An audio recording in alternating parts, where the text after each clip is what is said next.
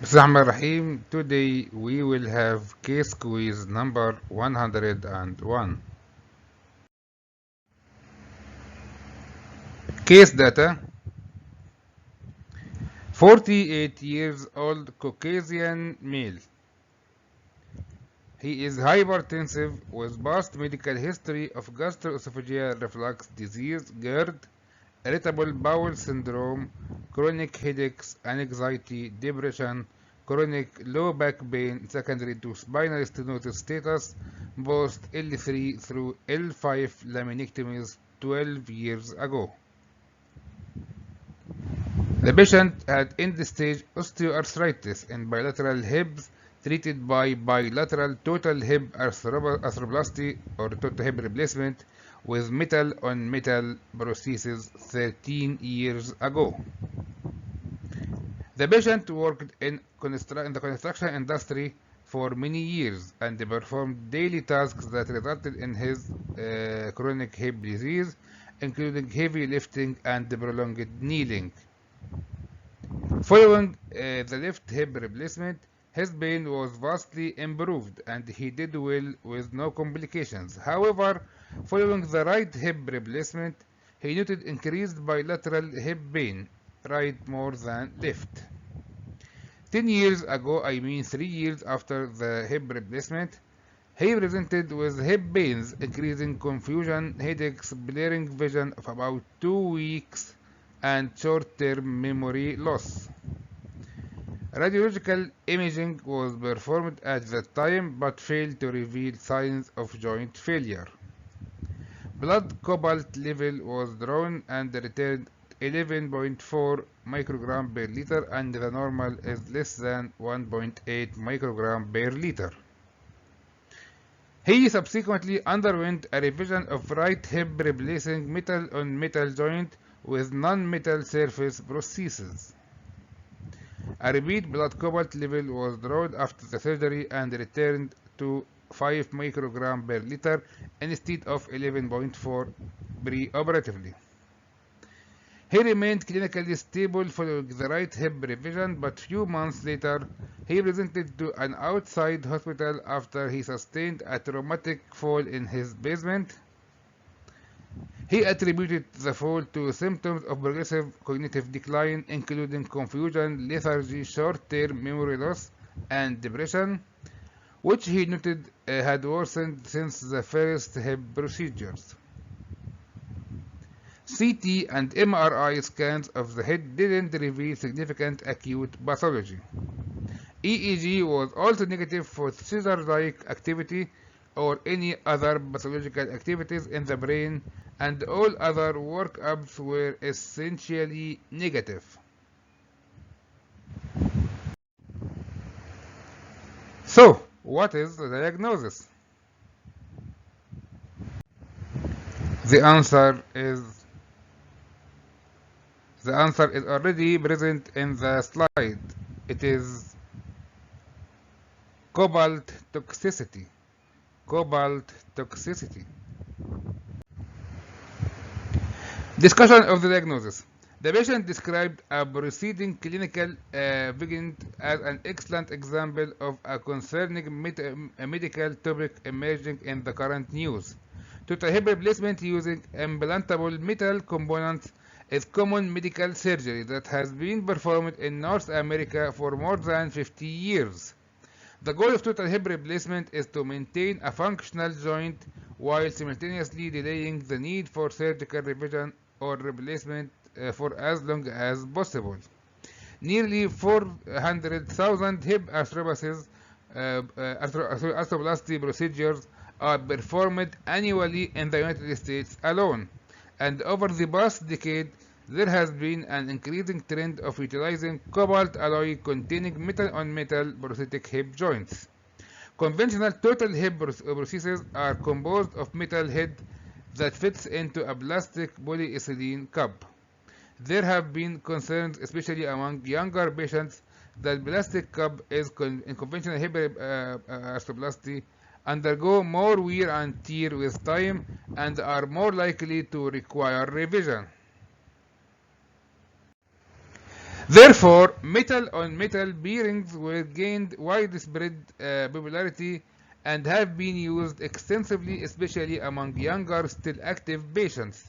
The benefits of touted by metal-on-metal prostheses is that there is less device wear since cobalt alloy containing metal prostheses have a higher resistance to wear than polyethylene, a decreased risk of dislocation because of new designs and engineering modifications, and decreased risk of device fractures.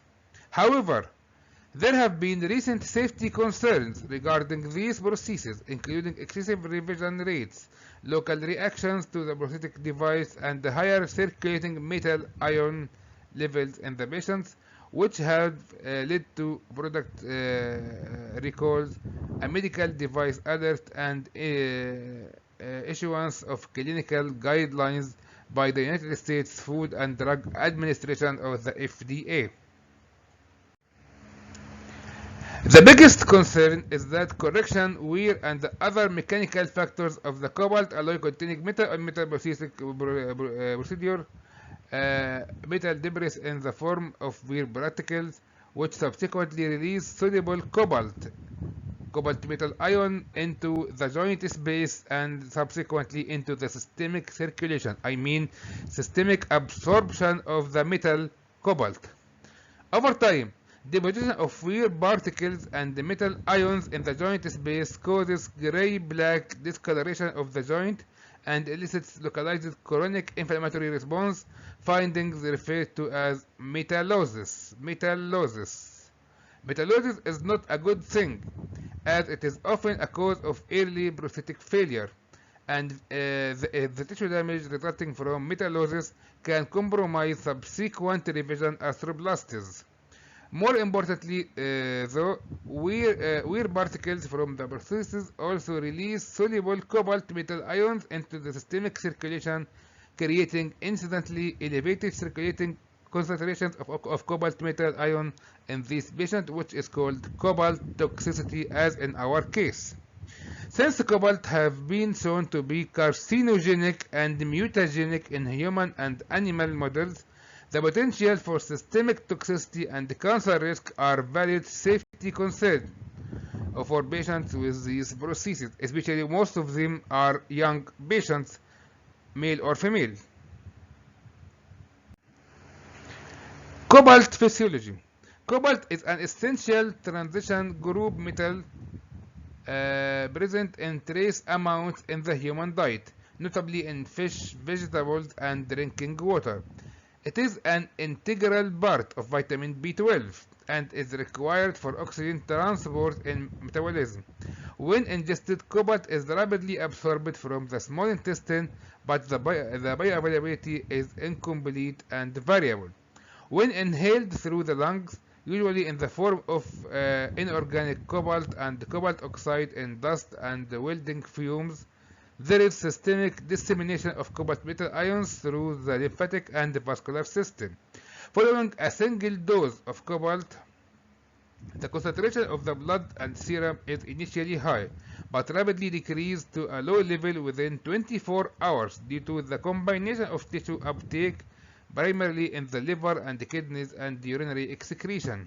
Studies of whole body retention of organic cobalt in physiologically normal adult human male after intravenous injection demonstrated that approximately 40% of the dose was eliminated within the first 24 hours, 70% by 1 week, and after 1 month, 20% was retained only, and after 1 year, only 10% was retained.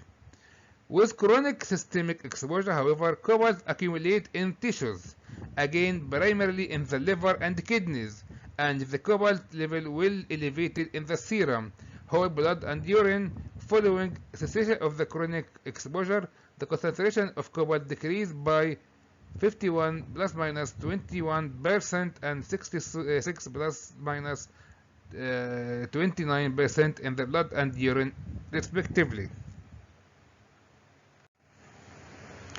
What about cobalt toxicity? Cobalt deficiency has never been described in human, but cobalt toxicity have been well documented. So, it is nearly never to occur cobalt deficiency because it is present even in the drinking water, as I said, and the human need it with very limited concentrations or levels. Cobalt is acutely toxic in large doses and in cumulative long-term low-level exposure, i.e. occupational exposure from cobalt processing plants, hard metal industry, diamond polishing, and ceramic industry. Most of what is known about cobalt toxicity comes from cases of ingestion or inhalation of excess cobalt. For example, a notable historical example of cobalt toxicity is the cohort of patients given cobalt chloride nearly 40 years ago to treat refractory anemia.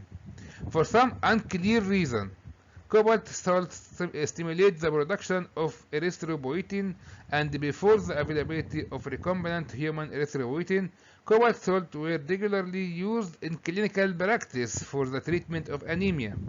However, this practice was discontinued after some patients developed systemic symptoms of cobalt toxicity. The symptoms of cobalt toxicity documented in the literature are variable but typically involve derangements of endocrine, cardiac, and neurological functions, as I will say in the next slide. These are the most important manifestations of cobalt toxicity. Regarding endocrinopathy, the classic endocrinopathy associated with cobalt toxicity is hypothyroidism. According to some sources, hypothyroidism is also considered to be the most sensitive indicator of cobalt toxicity. Cardiovascular dysfunction. A notable toxic effect of cobalt exposure is a severe and often fatal cardiomyopathy. This finding was well documented in the 1960s among heavy beer drinkers after local beer breweries added cobalt chloride or cobalt sulfate to their beer and a foam stabilizer, so-called beer drinkers cardiomyopathy. Post-mortem studies of the heart in these patients confirmed accumulation of cobalt within the myocardium. Cobalt-induced myocardial injury was also implicated in the study of hard metal workers chronically exposed to cobalt, and another study of Finnish cobalt workers revealed that cumulative cobalt exposure was associated with subclinical echocardiographic changes. What about neurological dysfunction?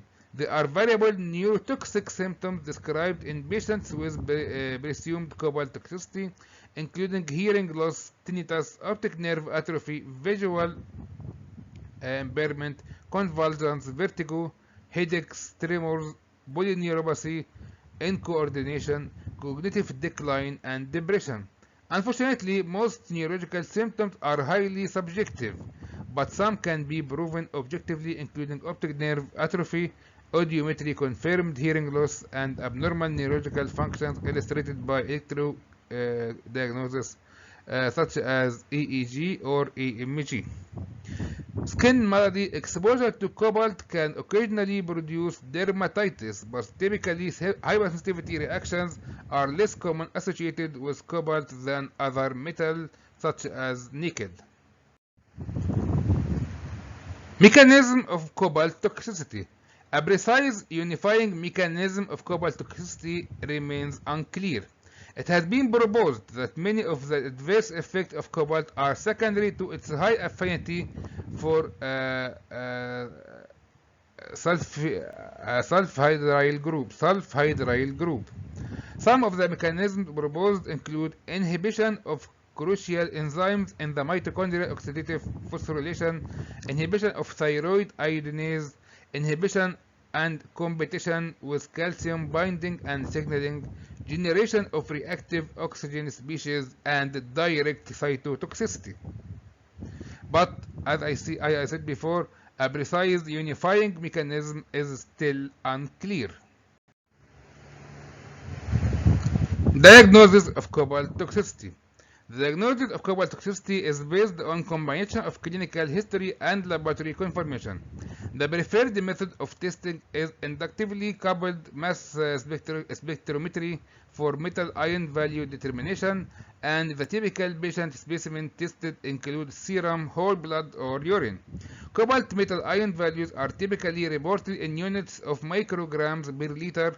In the blood, cobalt metal ion binds to albumin with an estimated free fraction of approximately 5 to 12%. The more commonly reported value for cobalt metal ion concentration in the serum value is the serum value, which is considered to be reflective of the extracellular fluid levels. Others suggest that whole blood values provide a more accurate assessment of systemic exposure. According to one reference, a serum cobalt metal ion concentration greater than 1 microgram per liter is suggestive of excessive cobalt exposure, and a value greater than 5 microgram per liter is considered likely toxic.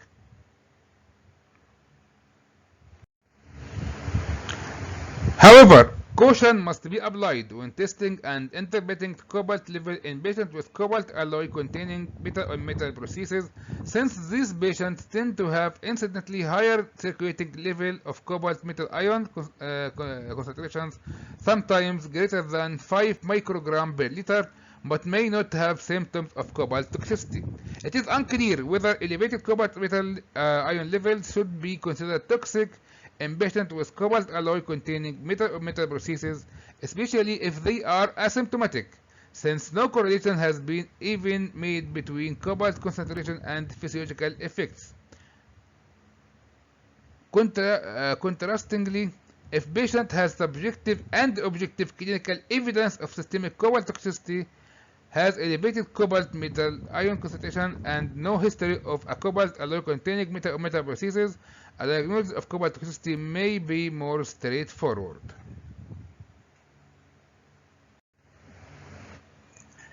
Treatment of cobalt toxicity. There is no consensus regarding the treatment of patients with systemic symptoms of cobalt toxicity, and the clinical response to this treatment is inconsistently documented in the current literature. The main objective of treatment is to eliminate the exposure to cobalt and to treat the systemic symptoms supportively, such as thyroid replacement therapy, beta blockers, angiotensin-converting enzyme inhibitors, ACE inhibitors, diuretics, corticosteroid therapy, and so on. There are no established indications for chelation therapy, and if the cause is metal processes, the final treatment may be replacement, as we see in this case. So, what is the final diagnosis? Elevated blood cobalt levels in a patient with bilateral metal-on-metal hip prosthesis containing metal alloy of cobalt, which is called cobalt toxicity. And finally, thank you very much for your attendance, and we will meet you tomorrow with case quiz number 102. Wassalamu alaikum wa rahmatullahi wa barakatuh.